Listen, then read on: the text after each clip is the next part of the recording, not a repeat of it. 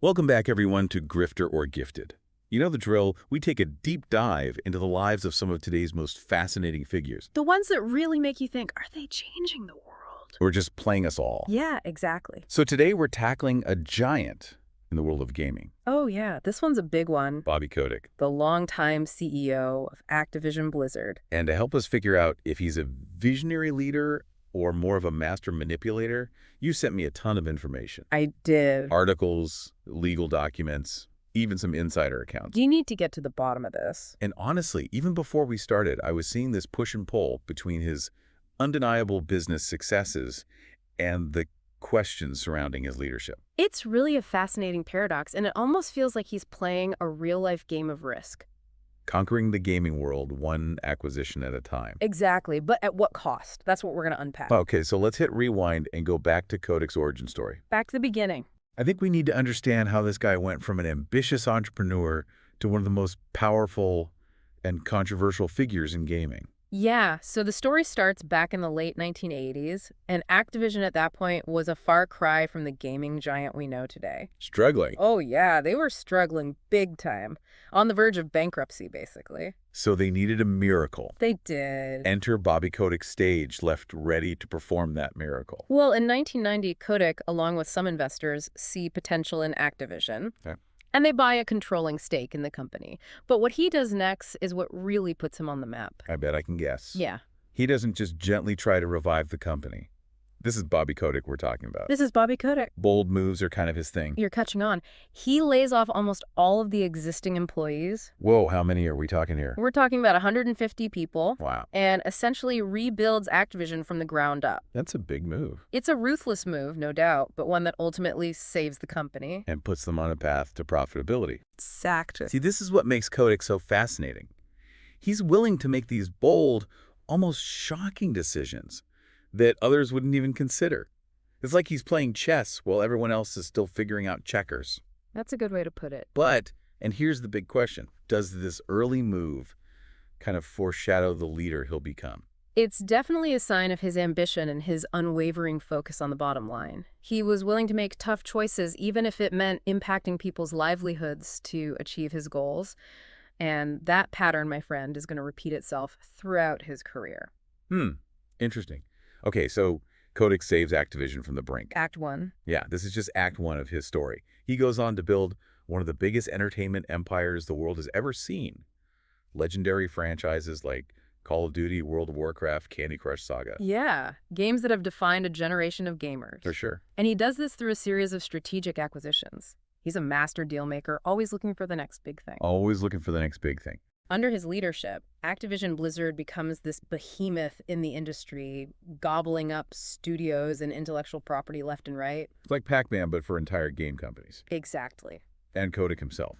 He becomes one of the highest paid CEOs in America, making a cool $30 million in compensation in 2019 alone. That's not just winning the game, that's setting a new high score. For corporate success. Yeah. Right? So on the surface, it's a classic rags to riches story, the American dream embodied. Classic story. But as we know, there's often a darker side to these tales of triumph. There is. And in Kotick's case, it's a side that's about to cast a very long shadow. Because behind this glittering facade of success, Yeah. a very different picture begins to emerge. Uh-oh. And it's one that raises some serious questions about the true cost of Kotick's ambition. You're talking about the allegations of a toxic workplace culture at Activision Blizzard. I am. The whispers of a frat boy culture where harassment and discrimination were allegedly rampant. They became impossible to ignore. Yeah, we're not just talking about isolated incidents here.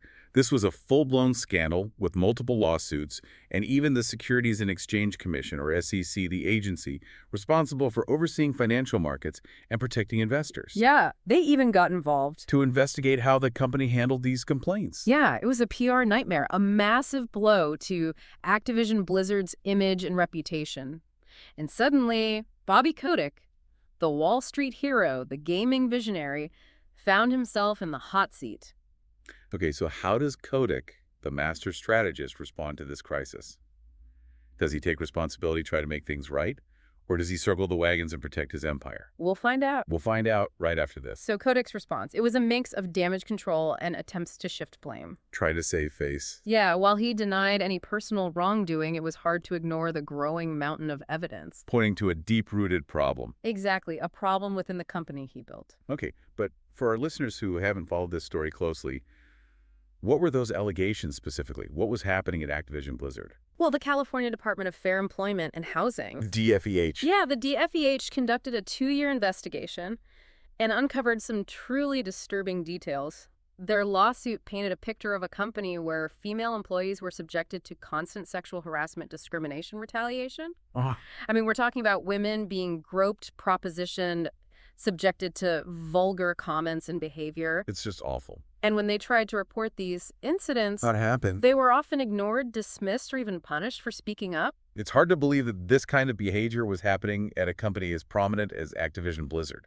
I know, and the DFEH also highlighted a significant gender pay gap and a lack of opportunities for women to advance within the company. So it wasn't just a few bad apples. No, it was systemic, a culture that seemingly protected abusers and silenced victims. And remember, this was all happening during the height of the #MeToo movement, a time when powerful men across industries were being held accountable for their actions. So the spotlight on Kotick and Activision Blizzard was intense. The pressure was mounting from all sides, employees, investors, the public, everyone was watching. To see how he would respond. Exactly. So he denies personal involvement. But what concrete steps does he take to address these serious allegations? Well, Activision Blizzard eventually settles with the DFEH for $18 million. Which, for a company their size, Is a drop in the bucket, really. This settlement included creating a fund for affected employees and implementing reforms to prevent future misconduct. Okay. But many saw it as a slap on the wrist, a way to avoid real accountability. And sweep the problem under the rug. Exactly. That's the perception many had. And then you have the SEC investigation, Right. which added a whole other layer of scrutiny.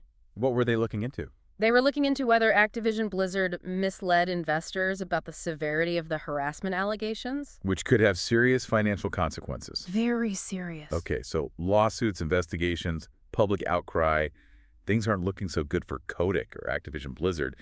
And then in the middle of all this chaos comes the news that Microsoft is buying the company. For a staggering $69 billion. Talk about a plot twist. It was a massive deal, one of the biggest in tech history. Huge. And it raised so many questions. Like what? Like what would happen to Kotick? Would Microsoft use this acquisition to clean house and bring in new leadership? Because let's be honest, the timing of the acquisition right in the middle of these scandals made it seem like Microsoft might be stepping in to save the day. Yeah. Maybe even push Kotick out. It did. The speculation was rampant. Yeah. But officially, Kotick's departure, which came a few months after the deal was finalized, was framed as a planned exit, a mutual decision. But it's hard to ignore the timing and the context. It is. It seems pretty clear that the damage to his reputation played a role in his decision to step down. Yeah, it's almost like he saw the writing on the wall. And decided to make a strategic exit. Exactly. And remember those investors we talked about? The ones who bought into Activision? Yeah. Some of them weren't buying the planned exit story either. They sued Kotick, accusing him of hiding information about the harassment allegations to protect himself and potentially inflating the company's value during the Microsoft acquisition. Wow. So even as he's walking away with millions, he's still facing legal battles and a tarnished reputation. It's like the final boss battle in a video game. Kind of. He might have defeated some levels, but the ultimate victory is still up in the air. And just when you think the story can't get any more complex, another layer emerges. Even as he's preparing to exit Activision Blizzard, Kotick starts talking about the future of work, about the role of artificial intelligence AI. Okay. And his vision is, well, let's just say it's not exactly employee-friendly. This is where that pattern we talked about earlier, his focus on efficiency and the bottom line really comes into play. It does. Because even while Activision Blizzard was facing these massive scandals, Kotick was already looking for ways to automate jobs to potentially replace human workers with algorithms. It was a move that some saw as cold and calculating, especially coming from a CEO who was already under fire for mistreating his employees. Right. And this wasn't just some abstract concept. No. A Wired article revealed that Activision Blizzard was actually using AI to create art assets and test game levels Tasks that were traditionally done by humans. by human artists, designers, and quality assurance testers. It's like he's trying to optimize the game development process, but the players he's trying to eliminate are the actual people who make those games. And it raises some really important questions about the future of work. About the future of work. Are we heading towards a world where even creative industries like gaming become dominated by machines? And what happens to the people who are displaced by these technologies? It's almost like Kotick sees the future of work as a video game itself. One where the goal is to maximize efficiency and profits, even if it means sacrificing the human element. It's a fascinating and perhaps unsettling insight into his worldview. And it adds another layer of complexity to the question of his legacy. Is he a visionary who's embracing the future? Or is he a ruthless pragmatist who's willing to leave people behind in his pursuit of progress? So we've covered a lot of ground here. Kotick's rise to power the scandals, his controversial vision for the future. And it seems like with every step forward, there's a step back, a contradiction that makes it hard to pin him down. He's a puzzle, that's for sure. But as we head into the final part of our deep dive, I want you to think about this. In a world where the lines between brilliance and ruthlessness are often blurred, how do we separate the visionary from the villain? Is it even possible? All right, so we've gone through Bobby Kotick's journey. We saw how he rescued Activision and built it into this gaming empire. We explored the scandals that really hurt his reputation. And that AI vision for the future. Oh, yeah. His thoughts on AI. I mean, Yeah. honestly, the more we learn about this guy, the more complex he gets. He's like a Rubik's Cube, you know? You twist it one way. And you get another layer of contradiction. He's brilliant, no question about it. But then you have these allegations and his approach to employees. It's tough to reconcile those two sides of him. It is. So how do we even begin to answer the question grifter or gifted? Well, I don't think there's a simple answer. I don't think we can just slap a label on him. It's about trying to understand the different sides of him, the good and the bad. I mean, his achievements can't be ignored. They can't. He built Activision Blizzard into this global powerhouse. Responsible for some of the biggest games. The rise of esports, mobile gaming, games as a service. I mean, these are huge shifts, and Kotick was there leading the way. And if we're talking purely about money, Financially, he's been incredibly successful. he made smart deals, he knew how to navigate legal issues, and he always made sure the shareholders were happy. Yep, from a business standpoint. He's the definition of a successful CEO. You could say that. But then there's the other side of it. The toxic workplace allegations, the lawsuits, the SEC investigation. That's a lot more than just a small stain on his record. It really makes you question his leadership, his values. And his push for AI, even if it's innovative, kind of reinforces this image of him as someone who values profits over people. Like he sees employees as just another part of the machine that needs to be optimized. Right, to get to those maximum profits. So how do we weigh those two sides, the business genius versus the ethical questions? Yeah, how do we do that? I think it really comes down to your own values. What's important to you? Right. If you believe that success is only measured in money, then you might see Kotick as a visionary, someone who wasn't afraid to break the rules. But if you value things like ethical leadership, treating people with respect, And you probably see him differently. and that's what makes Kotick so interesting. He makes us think about these difficult questions. He does. What are we willing to accept? What are we willing to compromise to be successful? And this isn't just about the gaming industry. This is about our society as a whole. What do we value in our leaders? Do we reward ambition even if it comes at a cost? Or do we expect more from them? These are questions with no easy answers. Definitely not. But Kotick's story reminds us that success is complicated. It's not just about money. It's about integrity, empathy, and doing something good for the world. Well said. So as you all continue to play video games, engage with the business world, think about Bobby Kotick's story. It's a reminder to ask tough questions and to expect more from our leaders.